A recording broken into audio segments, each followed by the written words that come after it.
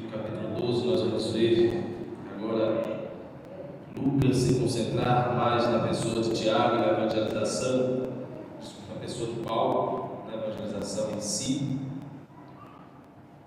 aos gentios, as viagens de Paulo. Atos capítulo 11, irmãos, versículo 19 ao versículo 30, a palavra do Senhor nos diz: Então, os que foram dispersos por causa da tribulação que sobreveio a Estevão se espalharam até a Fenícia, Chipre e Antioquia, não anunciando a ninguém a palavra, senão somente aos judeus. Alguns deles, porém que eram de Chipre e de Cirene e que foram até Antioquia, falavam também aos gentios, anunciando-lhes o evangelho do Senhor Jesus. A mão do Senhor estava com eles, e muitos, crendo, se converteram ao Senhor. A notícia a respeito deles chegou aos ouvidos da igreja que estava em Jerusalém, e enviaram Barnabé até Antioquia. Tendo ele chegado e vindo a graça de Deus, alegrou-se e exortava a todos a que, com firmeza de coração, permanecessem do Senhor, porque era um homem bom, cheio do Espírito Santo e de fé, e muita gente se uniu ao Senhor. E partiu Barnabé para Tarso à procura de Saulo. Tendo-o encontrado, levou-o para Antioquia, e por todo o ano se reuniram naquela igreja e ensinaram numerosa multidão. Em Antioquia foram os discípulos pela primeira vez chamados cristãos.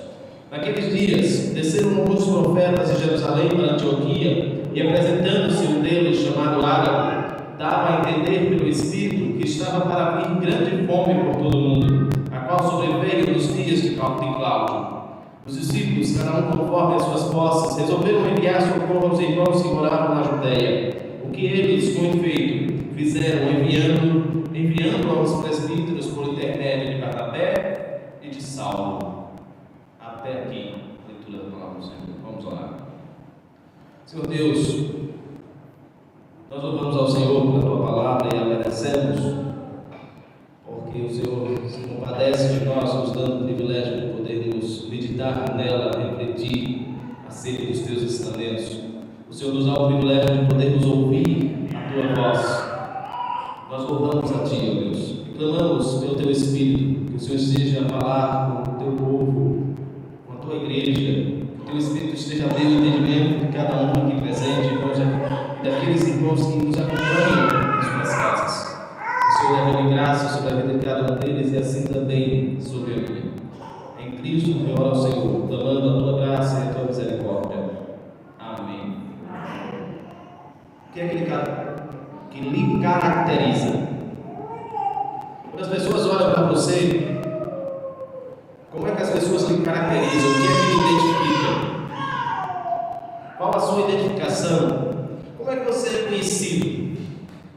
Tem pessoas que recebem apelidos. Meu apelido na minha adolescência, e alguns ainda hoje me chamam, era Galeiro.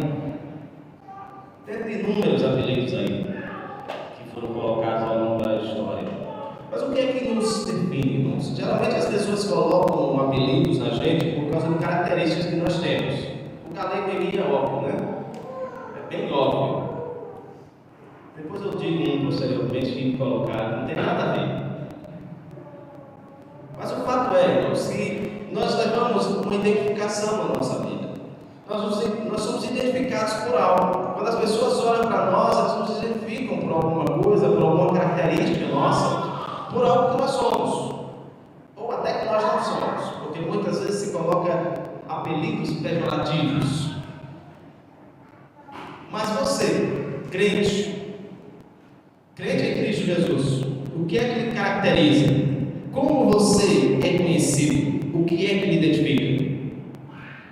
Nós estamos diante de um texto aqui, irmãos, onde aqueles crentes convertidos a Cristo, que alcançaram a graça do Senhor, eles são identificados, caracterizados como cristãos. E o que é ser cristão? O que é ser um cristão? Por que essa característica foi colocada neles? Porque eles foram assim chamados de cristãos. Tem que ter algo que os identificasse, tem que haver algo que os identificasse com isso, com essa colocação. É certo que o termo cristãos aqui foi colocado por ímpios de forma pejorativa. como um motivo de zombação para com eles. Mas o fato é, irmãos, que o termo cristão aqui para esses irmãos não era pejorativo. Eles eram identificados como cristãos porque eles se pareciam com alguém. Os ímpios o caracterizavam, o chamaram de cristão justamente por isso, porque eles se pareciam com Cristo. Cristãos. E aí eu pergunto a você hoje: será que você leva o nome de cristão porque se parece com Cristo? Não. O que é que caracteriza um cristão? O que é ser cristão? O que é que nos leva a ser identificados como cristãos? É isso que nós vamos ver hoje, nessa manhã. De forma simples, o que é ser um cristão? Quais as características de um cristão, de alguém que serve a Cristo, de alguém que serve ao Senhor Jesus Cristo, que é identificado com Ele? Nós vamos ver isso em 3 pontos nessa manhã, de forma simples, rápida e objetiva. Primeiro, alguém que é caracterizado como um cristão é alguém, irmãos, que tem prazer em pregar o Evangelho sem fazer acepção de pessoas. É alguém que tem prazer em falar de Cristo a tempo e fora de tempo, em qualquer lugar, sem fazer acepção de pessoas. É o que nós vamos ver aí do versículo 19 até o verso 21. Até o verso 21 nós vamos ver justamente isso. Do verso 22 ao verso 26, nós vamos ver que o que caracteriza um cristão é a sua alegria em ver o reino de Deus crescendo. É a sua alegria em ver a igreja do Senhor crescendo, em ver o avanço do Evangelho. E do verso 27 até o verso 30, nós vamos ver que o que caracteriza um cristão é a sua, ou o seu, por assim melhor dizer, o seu cuidado em socorrer os mais necessitados. É olhar para o próximo e ter o cuidado de socorrê-los. Um cristão é alguém que cuida, que socorre os mais necessitados. Volto lá para o texto, versículo 19 até o verso 20. Diz o texto: os que foram dispersos por causa da tribulação que sobreveio a Estevão, eles se espalharam até a Fenícia, Chipre e Antioquia, não anunciando a ninguém a palavra, senão somente aos judeus. Alguns deles, porém, que eram de Chipre e de Cirene, que foram até Antioquia, falavam também aos gregos, anunciando-lhes o Evangelho do Senhor Jesus. E a mão do Senhor estava com eles, e muitos, crendo, se converteram ao Senhor. O texto de Lucas começa narrando, e como se ele estivesse voltando lá no episódio de Estevão. Lembra que lá após o episódio de Estevão, a igreja ela vai ser dispersa. É o que você vai ver lá no versículo 1 do capítulo 8. Quando Saulo consente na morte de Estevão, o que acontece com os crentes? Vai surgir uma grande perseguição contra a igreja ali em Jerusalém, e essa igreja ela vai se espalhar, ela vai sair ali de Jerusalém e ela vai se espalhar por outras nações. Enquanto isso, Saulo está tentando assolar a igreja. E aí Lucas é como se ele voltasse aí no capítulo 11 para pensar nesse povo que se espalhou, esse povo que saiu de Jerusalém perseguido, que foram dispersos por causa da tribulação que ocorreu ali em Jerusalém, por causa da perseguição, especificamente aí, uma perseguição que tem como aquele que é o principal perseguidor da igreja, Paulo, ou melhor, Saulo. E aí esses crentes saem dali de Jerusalém, e aí Estevão, e aí Lucas agora vai fixar neles, e vai dizer a partir do verso 19, que eles se espalham. A tribulação sobreveio a Estevão, e aí eles se espalharam ali na Fenícia, em Chipre e Antioquia. E aí você vê Lucas dizer: eles não anunciavam a palavra a ninguém, senão somente aos judeus. Eles começaram ali a evangelizar, a falar de Cristo primariamente aos judeus, ao povo da aliança. Eles começaram a falar do Evangelho ali quando eles saíram de Jerusalém, divulgar os feitos que Cristo fez, divulgar a palavra de Deus, pregando a palavra de Deus. Mas veja que o texto vai continuar dizendo que eles que começaram divulgando ali em Chipre, na Fenícia e Antioquia, somente aos judeus, mas aí alguns também que eram de Chipre e de Cirene foram para Antioquia, falavam a quem também? Eles começaram também a anunciar o Evangelho do Senhor Jesus Cristo aos gregos, aos gentios, a um povo que não fazia parte da aliança de Deus, aquele povo que era gentílico, que não estava incluído, inserido na aliança. Os crentes ali dispersos, eles saem das suas regiões, vão para Chipre e Antioquia, e ali na Fenícia também, e ali em Antioquia, especialmente em Antioquia, eles vão falar do Evangelho de Cristo. Não somente aos judeus, mas também agora aos gregos, aos gentios. Irmãos, esses crentes estão ali em Antioquia, falando do Evangelho de Cristo aos gregos. Mas por que isso é importante? Porque eles estão numa cidade que era considerada, irmãos, a terceira maior cidade de Roma. Ela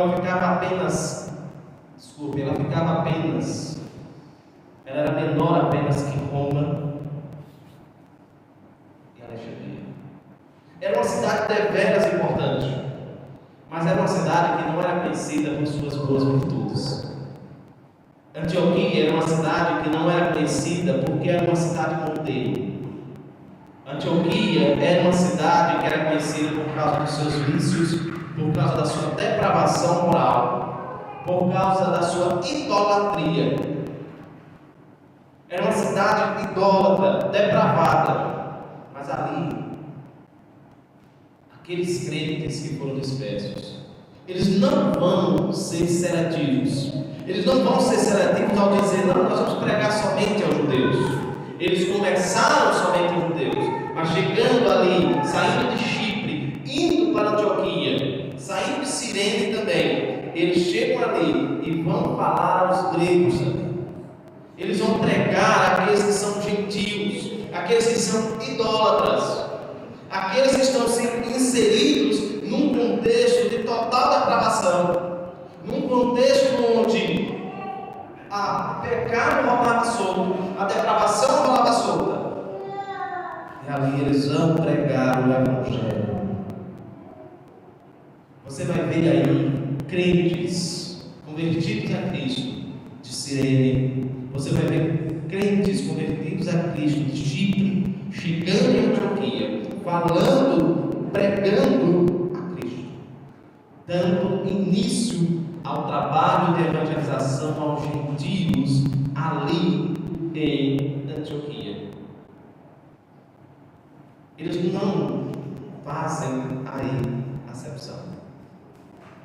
Lembra que os versículos anteriores, no capítulo 11, vai concluir lá no versículo 18, onde Pedro vai dar o testemunho que pregou na casa de Cornélio, as pessoas foram batizadas, foram convertidas. E aí você vai ver no versículo 18, dizendo: também aos gentios foi por Deus concedido o arrependimento para a vida. Agora Lucas se volta para mostrar mais uma vez a expansão do Evangelho, o crescimento do Evangelho entre os gentios. E agora, lá em Antioquia, uma cidade totalmente gentílica, uma cidade totalmente depravada. Era uma cidade linda pela sua arquitetura, uma cidade que tem edifícios refinados, edifícios cheios de mármore branco, uma cidade de uma beleza fenomenal. No entanto, uma cidade que era idólatra, uma cidade que era depravada. Mas o fato é, o que Lucas está narrando é justamente os crentes da dispersão, aqueles que foram alcançados pela graça de Deus, levando o Evangelho de Cristo, tanto a judeus quanto a gentios, não importava o local que eles chegassem, eles estavam proclamando o Evangelho de Cristo. O trabalho missionário estava sendo desenvolvido. Na providência de Deus, você vê aí os cristãos que haviam sido forçados a deixar Jerusalém, que haviam sido forçados a sair da sua cidade, levando o Evangelho de Cristo aonde quer que eles fossem, pregando o Evangelho de Cristo a quem quer que eles se encontrassem, tanto judeus quanto gentios. Será que nós somos assim? Ou nós somos seletivos na hora de pregar o Evangelho? Ou nós somos pessoas que escolhem, não, vou pregar para fulano não. Ali não tem jeito. Será que eu e você somos assim? E a segunda pergunta é, será que eu e você temos o mesmo fervor missionário que esses irmãos têm? Tinham, ou melhor dizendo. Será que eu e você, onde quer que o Senhor nos coloque, somos evangelizadores? Somos proclamadores do Evangelho de Cristo a quem quer que seja? Onde esses irmãos chegavam, irmãos? Eles estavam pregando o Evangelho de Cristo. Eram cristãos comprometidos com o reino de Deus, comprometidos com a evangelização. Agora lembrem, eram cristãos que, se os irmãos relembrarem um pouquinho a história anterior, o relato anterior de Pedro, que tinham os mesmos conceitos que Pedro. Eram cristãos que tinham os mesmos conceitos de que judeu não se assenta com gentil. Mas esses irmãos compreenderam o Evangelho de Cristo. Eles compreenderam que as barreiras foram quebradas. E agora eles não estão pregando somente a judeus, eles estão também pregando a gentios. Aí veja que a consequência é o quê? Quando a igreja atua com fervor missionário, a tempo e fora de tempo, sem fazer acepção de pessoas, a consequência é que a mão do Senhor está sobre eles. Não é a igreja, não sou eu nem você que transforma corações, mas é Deus que transforma corações. Mas Deus nos usa como instrumentos seus para levar o Evangelho. Deus nos chama para a tarefa missionária. Deus nos chama para a evangelização. A quem quer que seja. E a sua boa mão está sobre o seu povo. A sua boa mão está sobre a sua igreja. O texto vai dizer justamente isso. A mão do Senhor estava com eles. E muitos, crendo, se converteram ao Senhor.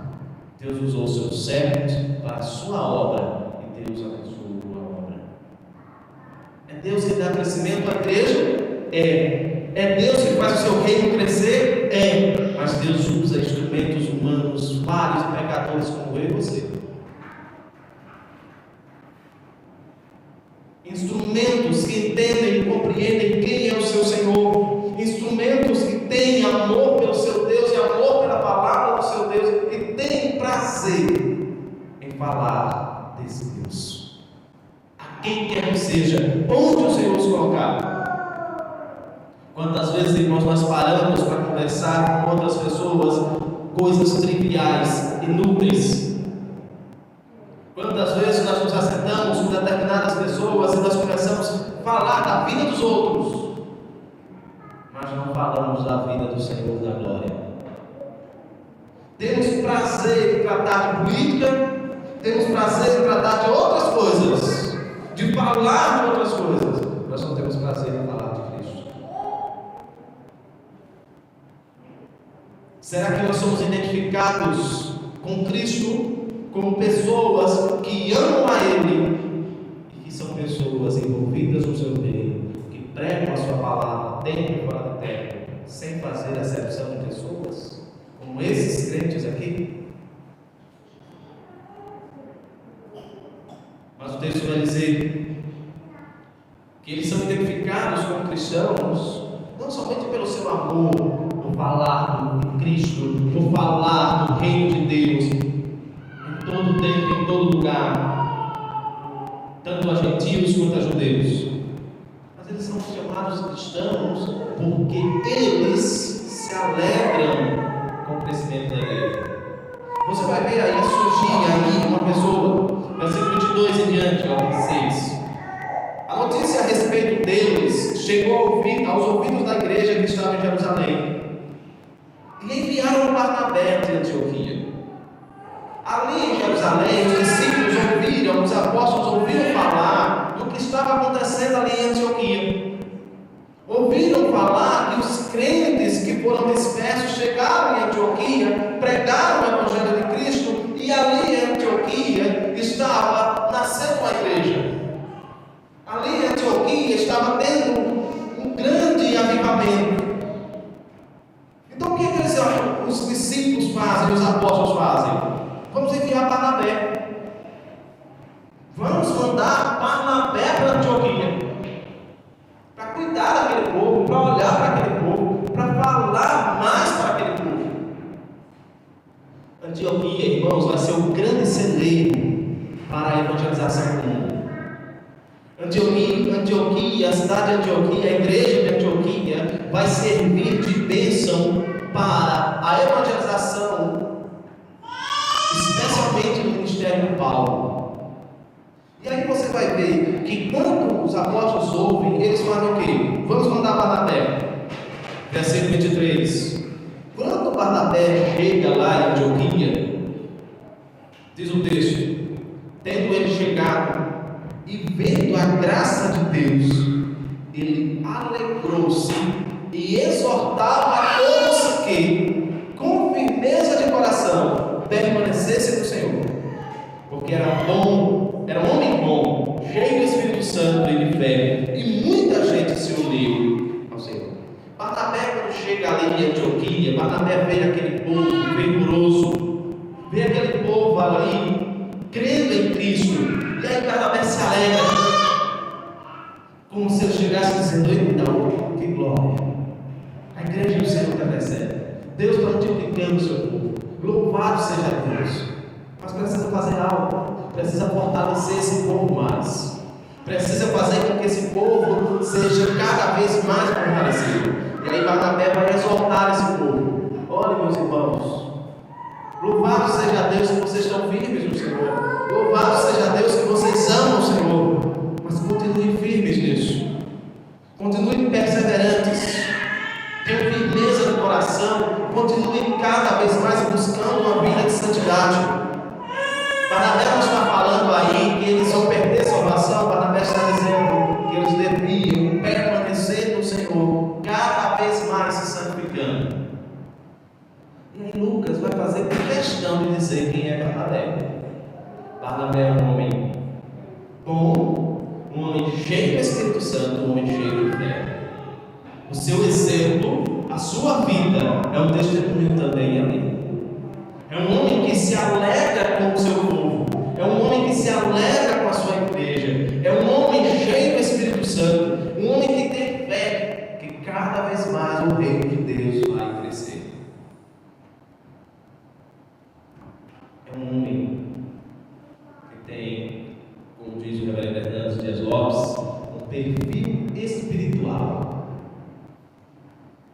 Um homem que é um exemplo de vida cristã a ser imitado. Esse é Barnabé, um homem que ama a igreja, um homem que ama o seu povo, um homem que se alegra com a sua igreja, um homem que está disposto a dar vida pela igreja.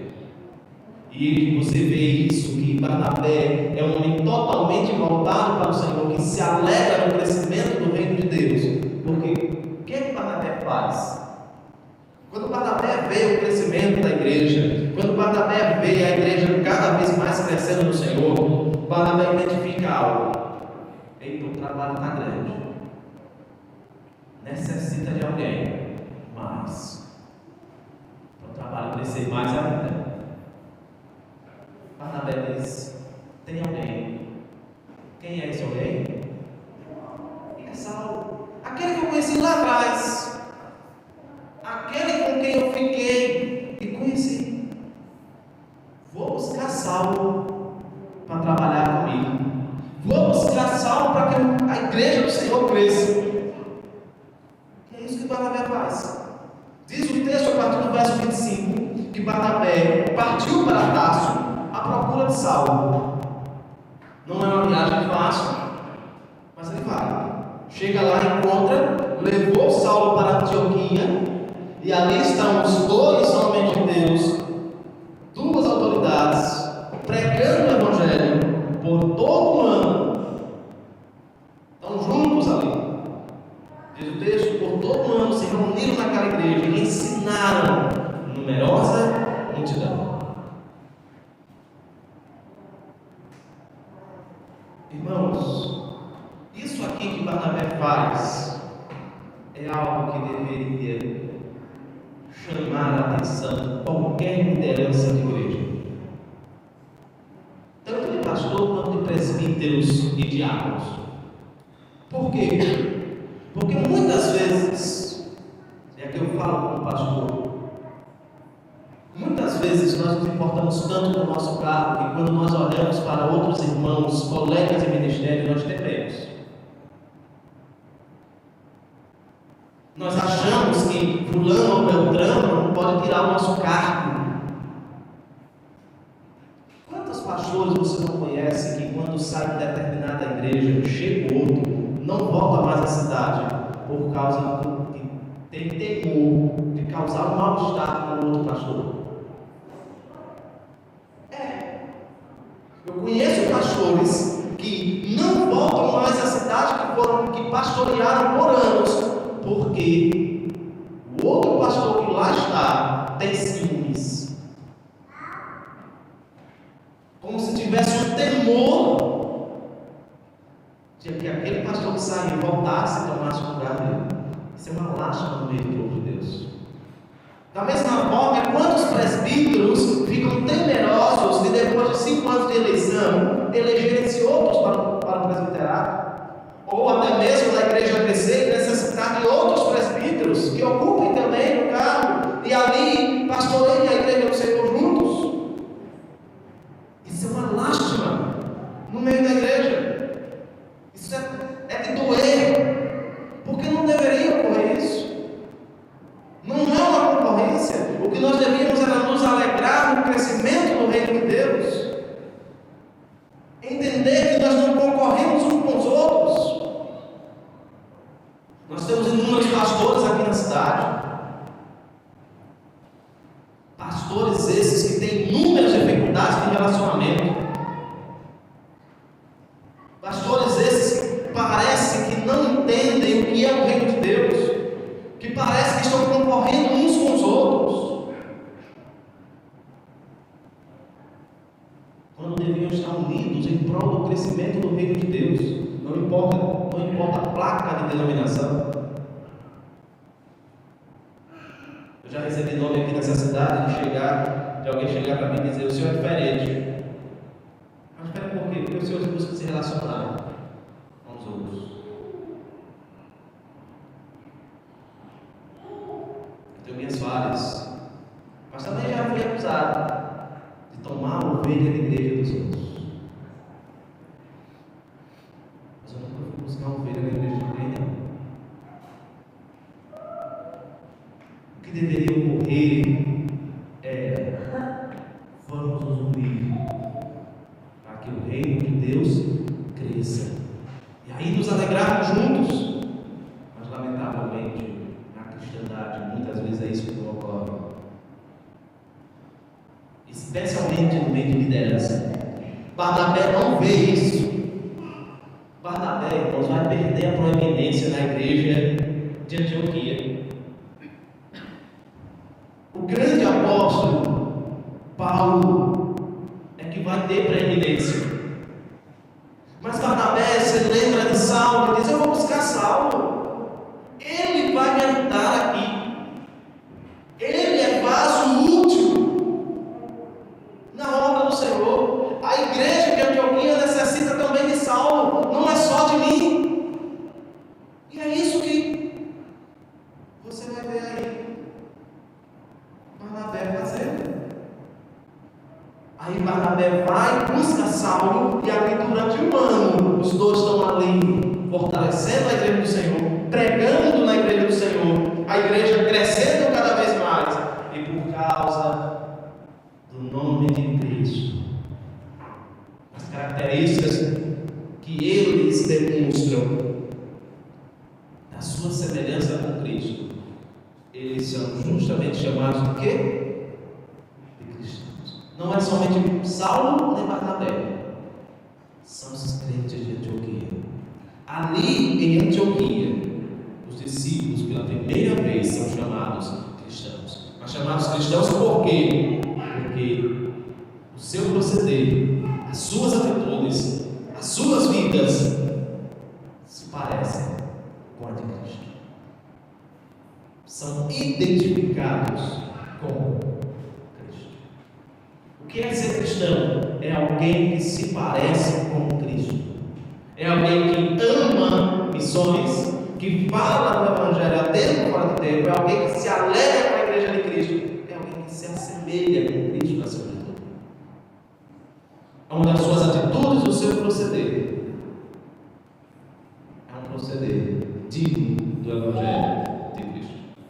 O que Barnabé faz ali precisa ser colocado em prática nas igrejas hoje, onde crentes maduros precisam chamar outros membros da igreja de Cristo para se fortalecerem juntos. Um grande evangelista chamado J.R. Moody, ele tinha nas suas características de ministério algo que deveria ser evitado. Sabe o que Moody fazia? Quando chegava um novo convertido à igreja, ele buscava dar a cada um uma tarefa. Ele colocava para trabalhar.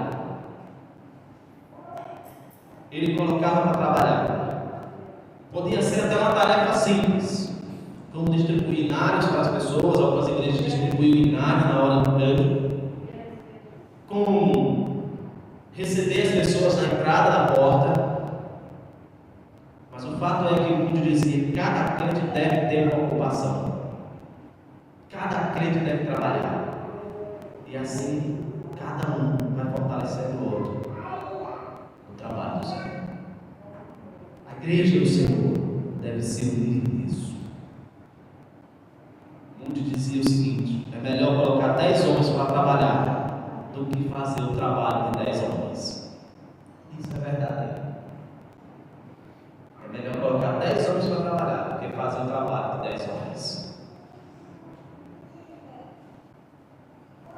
O fato é, irmãos, que como crentes em Cristo, eu e você devemos alegrar com o crescimento do reino de Deus e estar engajados juntos no crescimento do reino de Deus.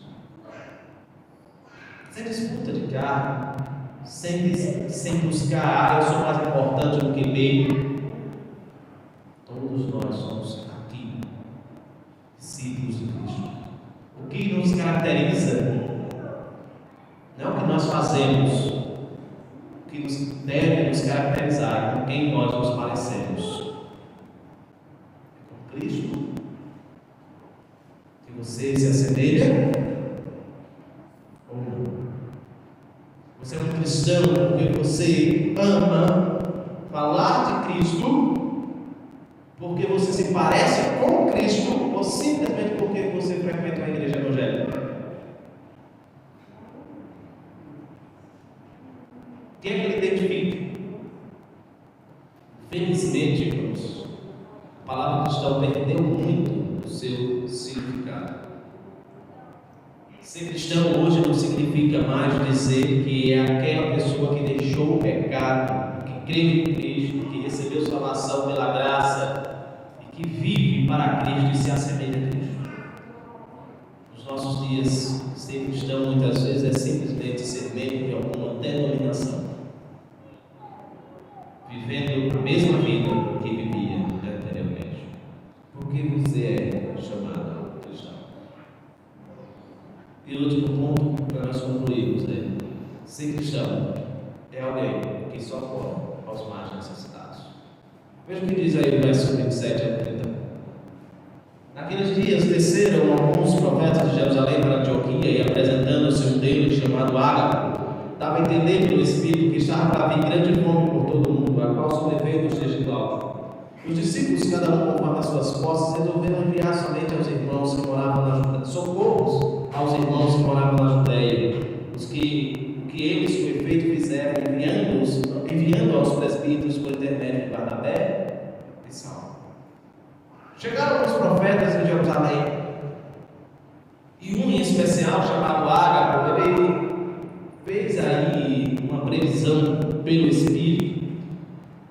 Ele deu a entender que haveria uma grande fome. Essa fome vai se concretizar nos dias de Cláudio. Mas o que é que os irmãos vão fazer? Vai ter uma grande fome? Então nós vamos fazer o quê? Vamos socorrer os nossos irmãos. Vamos buscar provisões. Ágabo vai profetizar, vai dizer que vai haver uma grande fome. E aí o texto vai dizer que os crentes, eles não esperaram nem mesmo o cumprimento da profecia. Eles não esperaram se cumprir.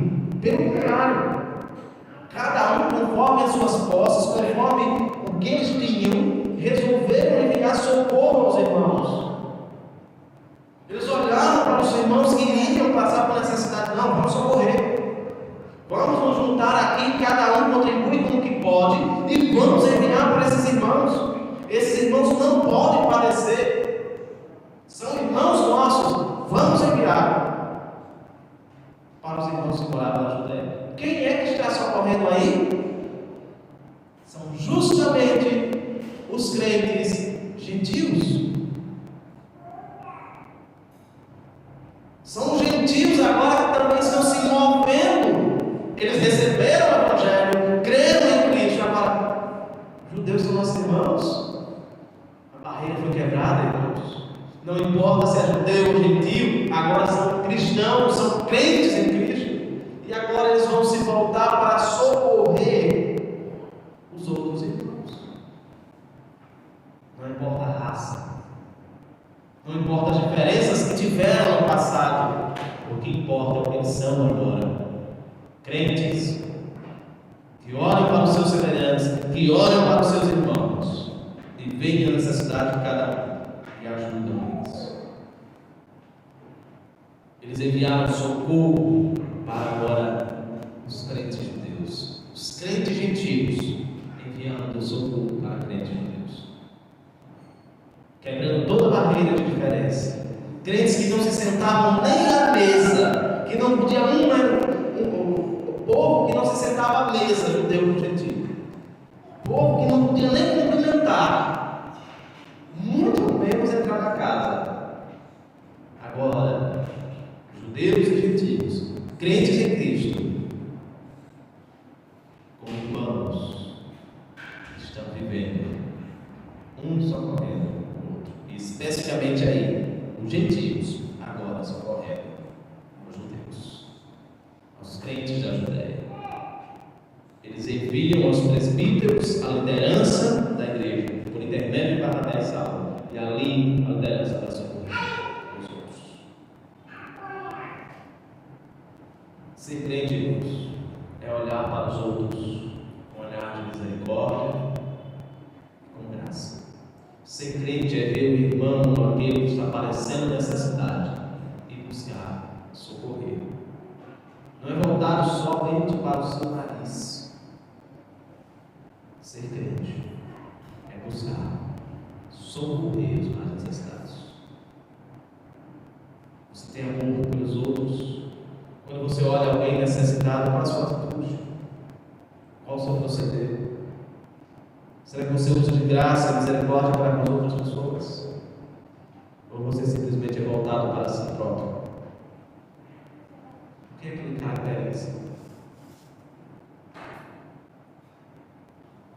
Você tem amor pelos outros, pelos mais necessitados? Pelos mais carentes? Ou não?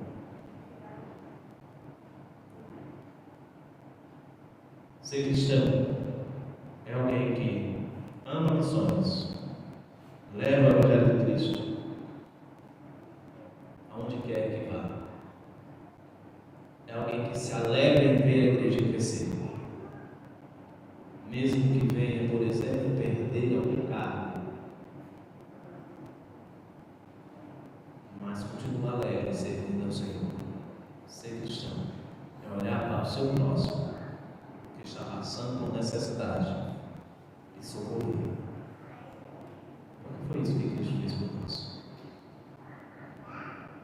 Nós estávamos perdidos, mortos, indo, caminhando para o inferno, mas Deus usou de graça e misericórdia pela sua vida por amor a nós.